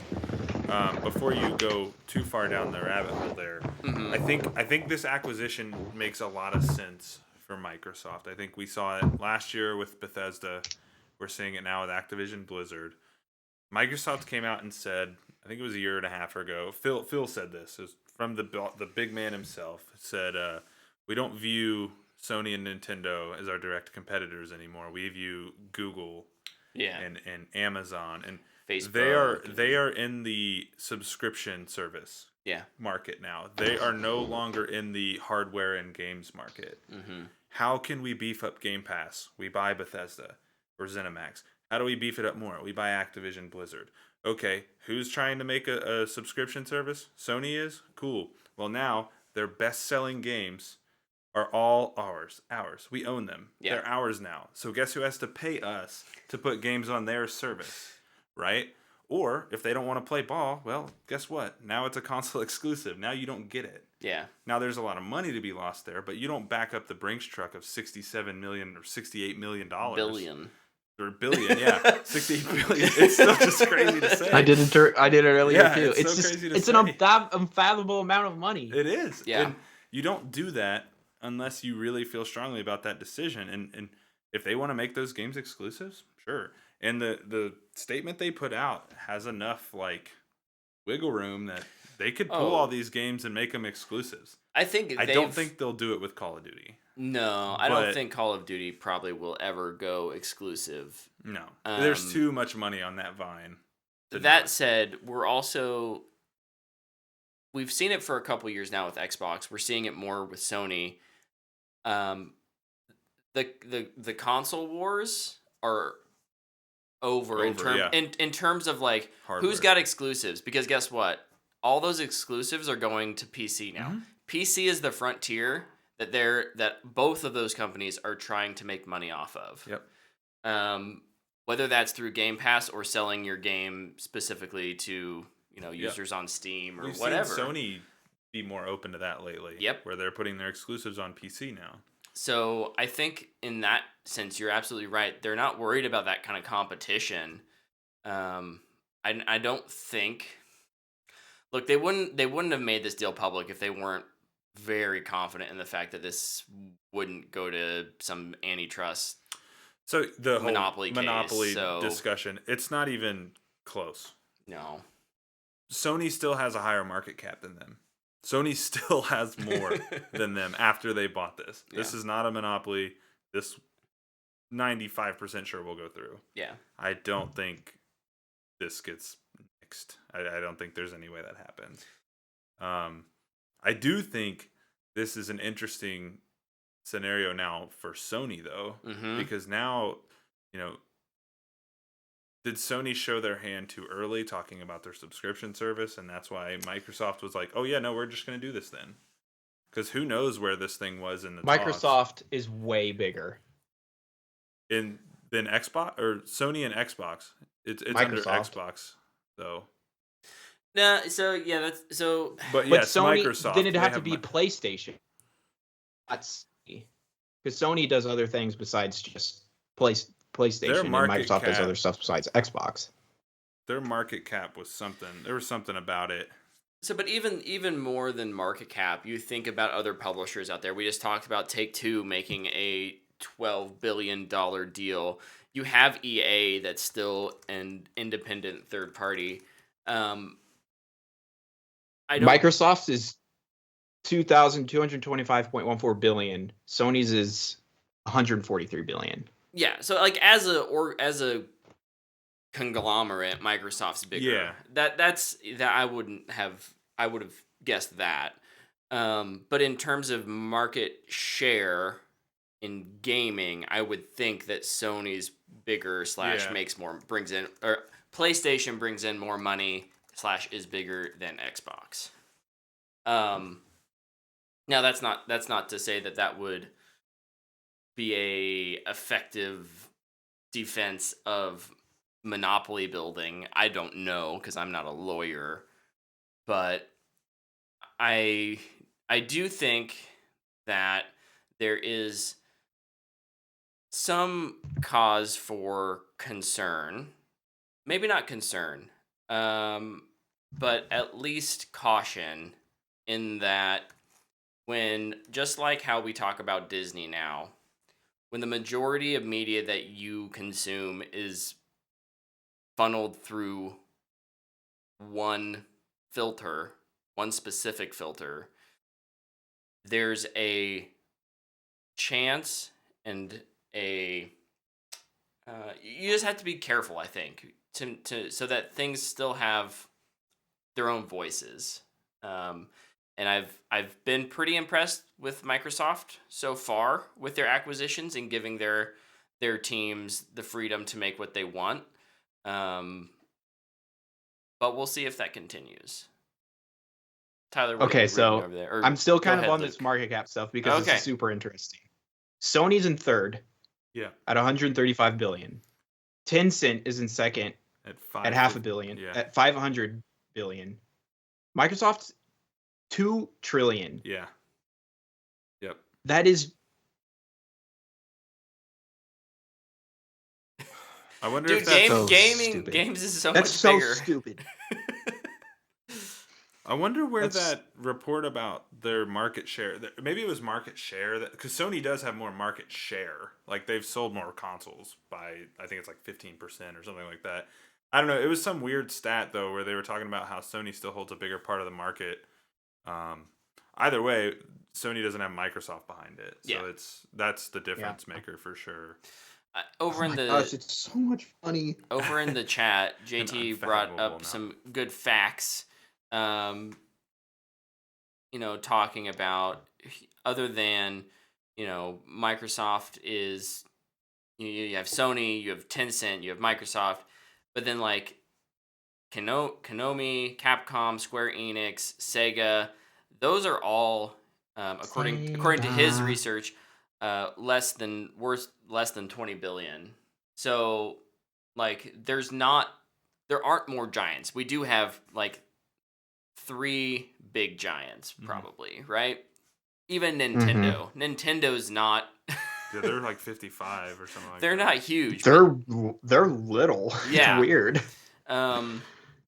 So the partnerships that PlayStation makes, or if they go all in on first party stuff, it's going to be very interesting to see what they announce this year. They have to make a play because of how big this is. I think they have to say, hey, we're really invested in bringing first person shooters back to the PlayStation. That's the thing I think that they have to do because now if Xbox pulls Call of Duty, they don't really have an FPS anymore. Yeah. And that's been it's the number 1 seller on their console every single year. Yeah. I'm curious what you guys think. And we kind of talked about they don't have a ton that Activision publishes on consoles. Blizzard has way more that goes out, but like what of their IPs do we think may go exclusive? Tenchu. I'm not familiar with that one. It's a ninja game. Okay. It's like a stealth ninja game. Tenchu Z. It's pretty cool. Guitar Hero. Ooh, bringing back Guitar Hero. Yeah, I could see Guitar Hero coming back. I think any of those brands that they resurrect, there's a good chance those are exclusive. Yeah. Whatever all the Call of Duty Hey, and studios can that they get paired off- convince people to buy a guitar again though? I don't know. I That's don't the know. hard part. That's the hard part. But man, Could- what I could they- love could It's you use so my phone? gaming is so expensive now. Yeah. And can you go, hey, buy this $60-$70 game, plus maybe this- if you don't have Xbox Game Pass. I know that's what And they'll, also that's what buy they'll this do. That's what they'll do. $150 They'll controller. say, "Hey, here, sign up for Game Pass. You'll 3 months for $3. All you have to do is buy your guitar." Yeah. That's what they'll do. Or and they'll probably, I think all of those accessories are backwards compatible. If you still got yours, guess what? You're in luck. I just would really Well, like a good Guitar Hero game again, because I do love Guitar Hero. We lost Luke. He's still got his guitar, I'm betting. Oh, he's going to go get it. I'm wondering if... Oh yeah, Crash Bandicoot, which was a Sony mascot. Back in the Spyro. day. I played Crash Bandicoot on my PS2. Tony Hawk. it's for the Wii. Nice. I don't think that one will be compatible with the Xbox. They get vicarious Gosh, visions, dang don't it. they? Yes. Wow. Yep. Wowzers. I think the one that would go exclusive and it won't is Overwatch 2. That's what I was thinking. I think they do reveal one of their big hitters as an exclusive. I don't think it's COD because I think COD brings in too much money. I think it's Overwatch. Hot take, I think Overwatch 2 gets canceled. They go Overwatch free to play, completely revamp and add all the stuff they made for Overwatch 2 into the free to play version of Overwatch, and then they bring World of Warcraft to console. And then they integrate NFTs. Yes. Gross. But yes. No, I think yeah, World and of I will Warcraft play coming none to of them. console. I wonder if they could do that. I feel like they. I'd play World of Warcraft if they bring it to console. Oh, For sure. man. I would check it out. Microsoft hasn't had great success with those kind of games on their when they've owned studios that are making them. I mean, they have ZeniMax now. Let's see what ESO turns into. yeah.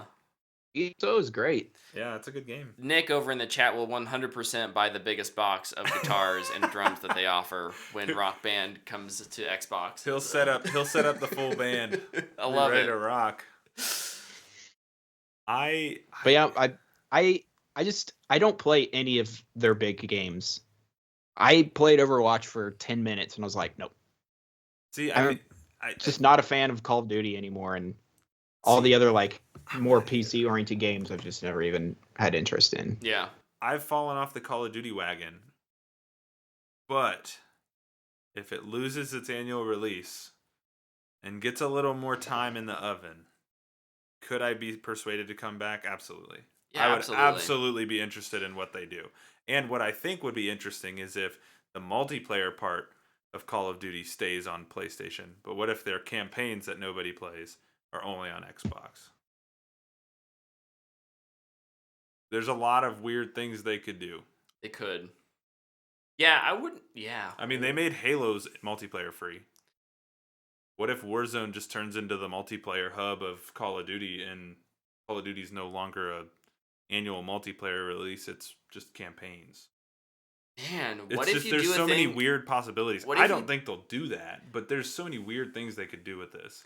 Yeah, I mean, and part of that is listening to the community and Yeah. figuring out what they What want, people want, yeah. what people want to, and that's been hard to do, I think, for Call of Duty because they're on a hey, we're always looking 3 years ahead because we always have a studio working on something in the oven, and so even if you find something that works, at release, you have less than 12 months to try and implement it into a whole different engine for a different game. Oh yeah, go ahead. What if they just bring over all the Warzone people and bring them to 343 and they're like, make a battle royale for Halo? No, thank you. How sad would you be? Very sad. Brett Yeah, would be very sad. I don't want. I don't that need at that. I mean, I would be fine with a Halo battle royale at some point in the future. I don't want Call of. I mean, Not that I play Halo, but I'm so tired of battle royales. I'm so tired of hearing about them. I think it could work with Halo, but I think I mean, outside of like bringing someone over who just knows how to work on systems, like you have to have people who understand Halo build the game. So, Dude, JT's point is crazy too. yeah, JT over in the chat says, think about this. They have the best FPS studios Outside of Bungie. outside of Bungie. They have id, they have 343, Infinity Ward, Treyarch. What can they do if they share that tech, share that experience? A lot of smart people in those There's rooms. a lot of smart people. I think when it comes to things like shared tech, EA learned the hard way that you shouldn't just force an engine Frostbite down all of your developers' throats. Yes. But that said, you're absolutely right. When it comes to things like how does Call of Duty make a battle royale that makes money or is, really well received? Maybe not. I don't follow that, so don't quote me on that. That's the actual case. But like, they can share that in a way that they couldn't before without just hiring someone away from Activision. So There's also this, and this obviously will be under the microscope forever with Activision and Blizzard. But just everything going on with like their management is horrible. yes, It's disgusting. And if they just replace them with more dirt bags, and what was really the point? Yeah, one of them's Not being any of it. replaced by Phil Spencer. We know that. Yeah, there's a good opportunity. Xbox has been very, at least publicly, Transparent. well, in a way, yes, in a way, transparent. But they've been very vocal about employee well-being, treating people right, being inclusive, that kind of thing. Going against kind of that bad culture that was, at least accused, but probably definitely was there at Activision. So they have the opportunity to, make these studios places people want to work again. And not just want to work because, I love Call of Duty or I love making games, but like, I want to work there because it's a good culture. There's some unfortunate side effects of this whole merger is that Bobby Kotick, the CEO of Activision, is going to walk away with a really big paycheck and at most a slap on the wrist. And he most likely, I'm not here to be judge and jury, but like most likely was an enabler of that kind of culture at Activision. And I think there deserves to be more justice than that he will get. But outside of that, hopefully Microsoft can bring some positive change to the workplaces here. And back to one of the points I made at the beginning, hopefully they can keep as many people as they can. Like I said, when mergers happen, people do lose their jobs, and that sucks. Hopefully there's very little of that, but we won't know. Didn't until... a union form? There was recently? There was a union that was formed. I have no idea how that's gonna affect anything. It won't stop the merger, but it may prevent people from staying. If I don't know what Microsoft's rules on unionization are, but Who knows? that may I think there empower was or force people out. I don't know. Yeah, I think there was a group too that was doing some investigations too, and then the sale happened, and they're like, "Well, okay, cool, but we're still going hard at everybody." Yeah, Yeah, We're not they gonna should. stop and they taking should. it. That's Yeah, yep. absolutely, That's, yeah. Just because a big deal happens doesn't mean justice shouldn't be served. Where's Batman? We need. I mean, we need Robert Pattinson. And even if they come deal out some vengeance. Pattinson. He's with Bong Joon-ho right now. And even if they start finding stuff out, they should keep looking because, man, dirtbags are everywhere, and they seem to be very prevalent in the video game industry. Yeah. And just big money industry, like video games and movies. Yeah. Yep. That's, unfortunate reality is where there's big money, there's often Dirtbags. Dirtbags. corruption, dirtbags, cheating of some kind, some sort of underhanded, unfair practice. There's always a Harvey Weinstein. And and I think Microsoft has been really good about trying to weed those kind of people out, but inevitably, If you feel like a there's dirtbag, it's probably because someone you're a there. dirtbag. Now say it with me. I am a dirtbag. No, Luke, I refuse. Over the Hedge. I love that movie. Oh my gosh, it has been a hot minute since I've watched Over the Edge. That is probably one of the funniest movies I've ever seen in theaters. Okay, I guess as we kind of end this segment, is there Tyler, you're probably ready for this question. Luke, maybe not so much. Is there a property from Activision Blizzard that you haven't seen that's kind of been dead for a while that you'd love to see come back? True Crime. What? It's an open world action adventure game where you play as undercover cops. It's like Sleeping Dogs. Oh, But it's always in an American city. So the first one was in L.A., True Crime Streets of L.A., and then there was True Crime New York City. Okay. Yeah, it was a cool franchise. Oh. Or Skylanders. Without the people, like little toys. Not do the toys. No toys. We also get Candy Crush. Oh gosh. Whoa! I don't Yay! need that. They yeah. bought King. I forgot that Candy Crush was like a part of that. Yeah. Oof. Candy Crush Battle Royale is what JT says in the chat. I love it. Be like Tetris 99. Game is stressful. Man. Yeah, I think True Crime. Or What was... they have Time I Shift. don't remember this game being a... They have it was. Prototype. Prototype. That's the Yeah. one I was just looking Yeah. at. I was like, that kind of gives me some like Prey vibes. Some Venom vibes. Venom vibes. That could be fun. Mm, But yeah, I think ultimately my hope would be that they can not fire as many people, keep as many jobs as you can.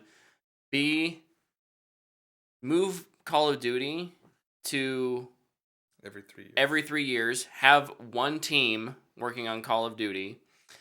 Give those other teams either new IPs or pull IPs that you just bought because, you spent $60+ billion on them. You might as well use them.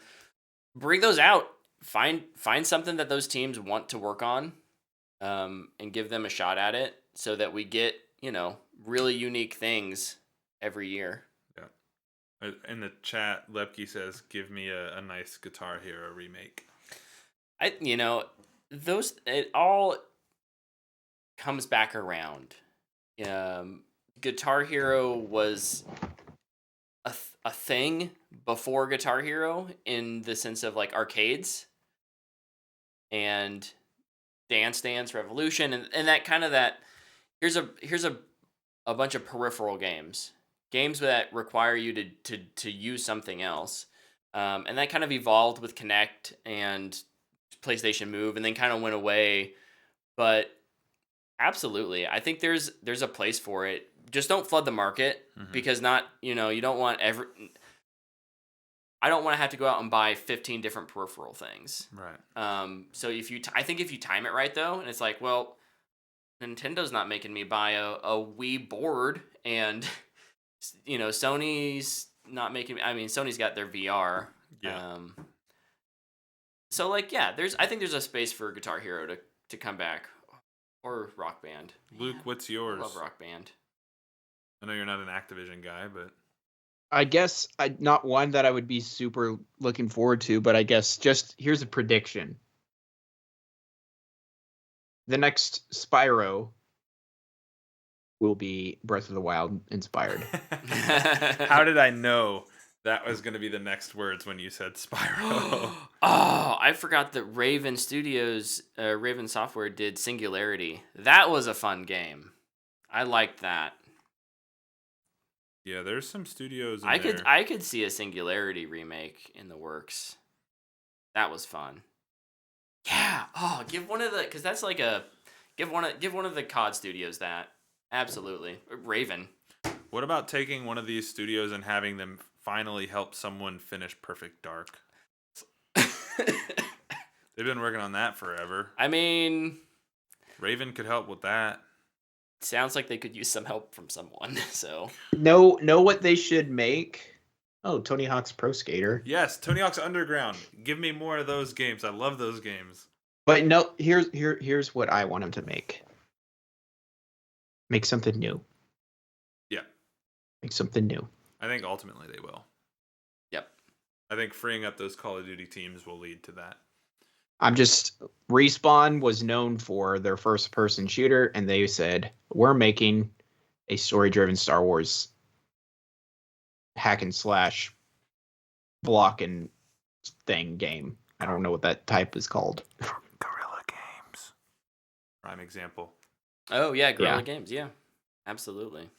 So I don't know why any of these studios that have only been making Call of Duty for the past 10 years can't go out and just make a great story campaign. Yeah. Just make a narrative driven game. Right. Absolutely. I would agree.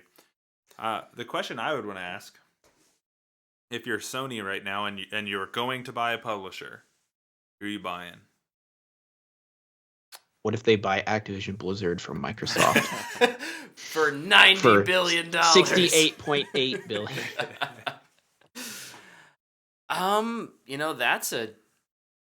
That's a good question. I have the one I think would do well for them, and I have the one that I think is more likely in my mind.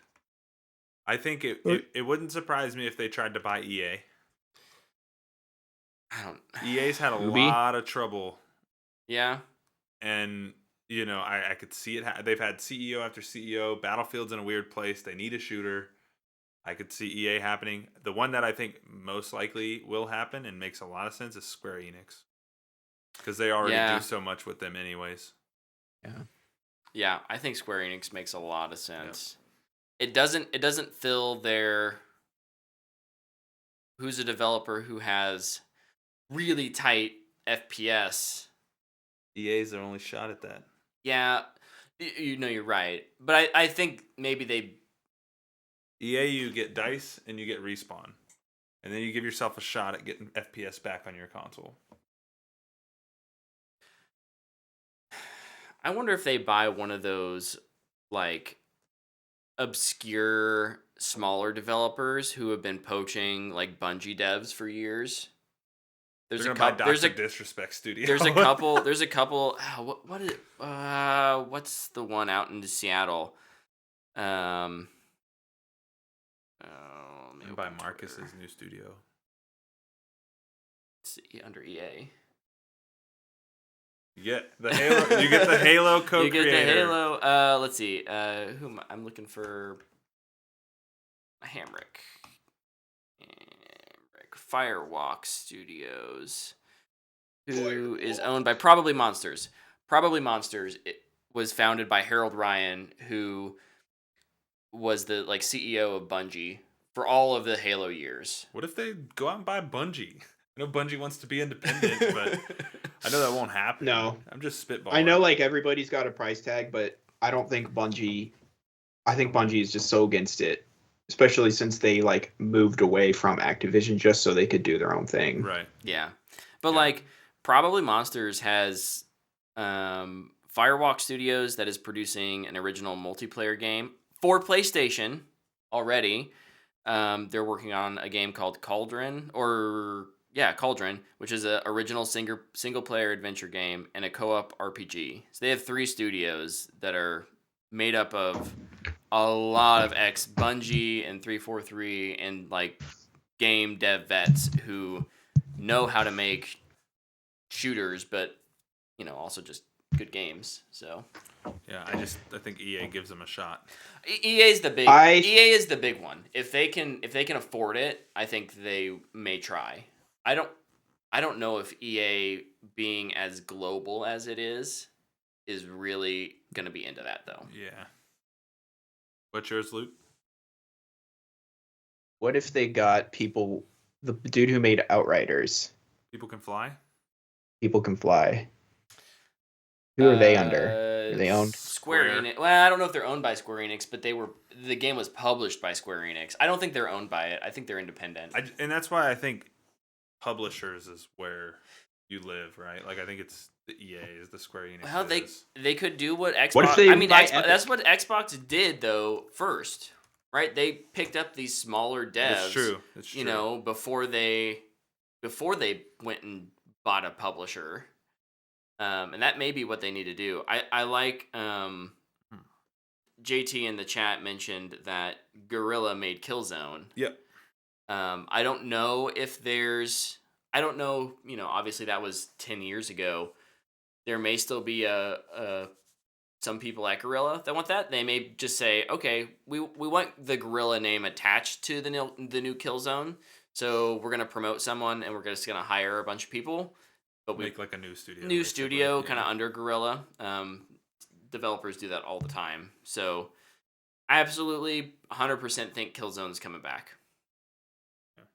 You know, not anytime soon, but I bet we get an announcement within 2 years that it's being worked on. What if this is a pretty big what if? I think. That was my Bungie joke earlier. It was a huge what if. It would never happen. I never for a moment would think What that would if- happen. Didn't actually believe it. Yeah. What if Sony drops big money, and this would help them get into the PC game as well if they bought Epic or Steam? Ooh. They bought Just be Epic. like, hey, we own Steam, so if you buy a game on Steam, it's going to us now. And that's the race that they're in now. Yeah. So that would make sense. I could see. I think Epic would be. Well, I don't know. Epic's so More big likely. now. I can't think believe- yeah, I it's not think bigger than Steam Steam. Valve is more likely, although they have championed their independence for a long time as well. I think I'm with Luke here. I think they Think could buy Epic. I think that's more realistic than them buying like EA. Oh yeah, I still think the most And then realistic is When Square they owned Enix. Fortnite too, They would, yeah. yeah, biggest. that's game a out pretty there right big now, game right? to own. One of the biggest. Yeah. Yeesh. Yeah. If you want to, how do you combat Call of Duty? You go buy Fortnite. I don't know. Man. It's a pretty big what if, but I mean, I don't think anybody was very sure that Activision and Blizzard were just going to be bought outright. No, Like your prediction, Brett, was they split. and sell off never stuff. in my dreams did I think that they could just be bought as one whole thing and it would just not. No one would. I don't know. Like Tencent owns Epic. I can't see Tencent selling it. They're way too much money. However, yeah, they could do a thing though where they sell with stock, like they keep stock options type of thing. yeah. But yeah, I don't know. Sorry, what were you guys saying? I apologize. I was trying to look up Epic Games because I was we talking myself were into just it. saying like Luke and I were both crazy surprised at the fact that Oh, they bought them both. they bought them both. Yeah. Like when I saw that, I almost thought, oh, like they're buying Activision, not Blizzard. No, they're buying both. What? Yeah, it's so weird. Like one of my, I think it was 2021 predictions was that Major acquisition. Yeah, major acquisition. I thought it'd be Sega, because I thought Sega was like the next kind of tower to fall. But no, it was Activision Blizzard. What the heck, man? They dropped mad money. What multiverse are we living in? This is nuts, dude. Now they own ZeniMax, Activision Blizzard. That's just absurd, man. Absurd. I don't know. Crazy times we're living in. You know what's the nice thing is though? I like both. I like to play games on both. How's Yeah. that PlayStation? It's great, man. Sitting in California, just waiting to ship to me. You're gonna get it one day. Yeah, eventually. It's gonna happen. I'm gonna get it Thursday when I can't even touch it Yeah. because I'll be at work all day. But Patience makes the heart grow fonder. yeah, it'll be nice to decompress from all this crap at work with the PlayStation, though. It'd be pretty cool. Yeah, you're gonna have a real, busy end of the week, and then And then I get to go new home and- toy. Yeah, it'll be cool. Make sure you like And open then I it can up. break as soon my as controller but playing make sure Returnal. you open it up. Make sure you get all the system updates and stuff downloaded while you're at work, and I'll get Dana to do it. there you go. It's convenient. I'll come back and my Dude, PlayStation just- won't work.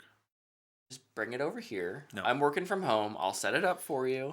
Sony's He's known- not gonna play it. I was gonna say Sony's I'm known not for gonna play it, single player obviously. games. He would never play them. I'm gonna just download Fortnite, and play it. It's the guy from Fortnite. Oh my gosh. Well, wow. We're at 2 hours. Yeah, we gotta stop that. No fanbox questions this week, but if you have a thought on the Xbox Activision buyout, feel free to send us an email or hit us up on social media. Always curious to what other people think. Real quick, I want to plug this week, Wednesday night at 9 p.m. Central Time, myself, I will be co-streaming some Halo Infinite Ranked with our college friend Josh Paulus. I'll send out some. He's a Twitch streamer as well. I'll send out some details on social media about that. Very excited. You better drop the bags this time, Brett. Don't disappoint me again. I just, If you get a dub, you drop the nuts. You do it. It's Halo, baby. make it, Luke. Let's give me a real challenge. What do I have to do? Like something. It has to be special. Like it has to be not something I do every like a killing frenzy or something like that. I It's 10. want you to Spider-Man up and steal a Banshee. Jump out, Spider-Man away. The Banshee crashes into another guy and kills them, and then you have the skewer and you go thunk and you get another guy, and then Okay. you start bagging. If that happens, if that scenario happens, I'll bag. Or you can just get a W, go over to somebody's body and just Oh, That but that's works gonna be too. fun. Tune back in right here on Twitch, twitch.tv/whatthefanboy for that Wednesday night. It's gonna be a ton of fun. I want you to get toxic, Brett. Toxic. If here's the deal, Luke. If I get to Onyx, I'll do it. I'm at Diamond 5, so I'm close. It's doable. It's doable. Wait. But yeah, that's gonna be it for this episode of the What the Fanboy podcast and live show. Thank you for watching on Twitch. Man, good comments tonight. I love seeing the chat blow up. Appreciate you guys watching. If you're listening, hit us up with your thoughts on anything that we talked about tonight. Whether if you watched some of those shows. Are you liking Boba Fett? If you like Boba Fett, let us know why. Because we don't get it, but we're fine with you liking it. And until next week, that's it for us. We'll see you guys. Deuces. Bye.